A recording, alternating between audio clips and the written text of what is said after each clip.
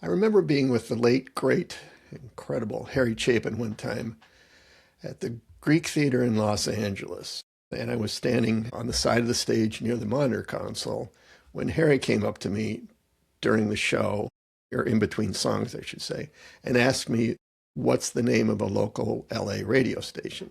He was doing a song called WOLD, which is about a fading radio DJ. Kids, Google radio DJ. And at that time, I, I panicked and I couldn't think of anything. So I blurted out the only radio station I think I'd heard on the way to the venue. And I gave that to him and he thanked me and ran back out on the stage. And what he would do is during the song, whatever city he was in, he would change those call letters to be the local thing. So I gave him the call letters that I knew. And he said, I am the local DJ at da-da-da-da. And everybody booed Harry Chapin. And apparently the station call letters I had given him were one for a disco station.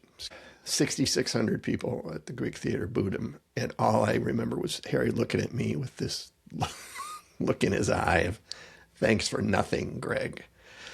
So that leads me to my next thought here. So stay with me about what is a failure and what's not a failure. I think Winston Churchill described success as the ability to move from failure to failure without loss of enthusiasm. And I've always loved that quote. So you might think, well, that was sort of a failure, but Greg's still enthusiastic, so that's cool.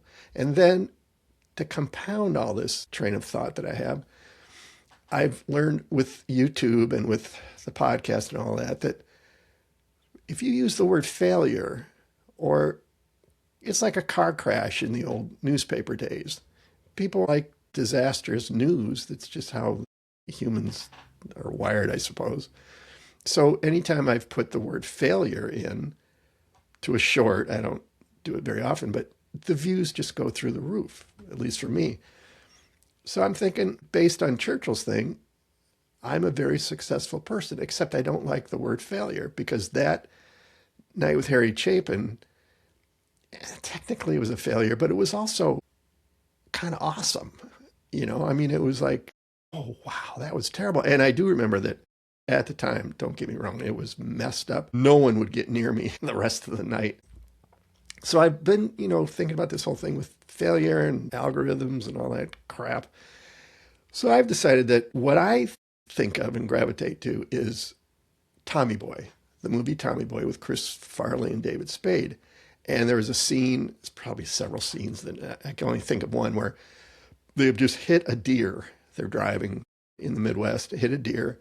They think the deer's dead or hurt, but they load it. They must think it was dead. They load it in the car and they're going to take it somewhere. I got to revisit this movie. And all of a sudden the deer wakes up and just holy hell breaks out inside the car, and they're swerving and screaming, and the deer's sticking its antlers through the roof of the car, and they finally come to a stop. And Chris Farley just has that, crazy Chris Farley look, and he turns to David Spade and he goes, that was awesome. And that's how I feel about these things. It's awesome.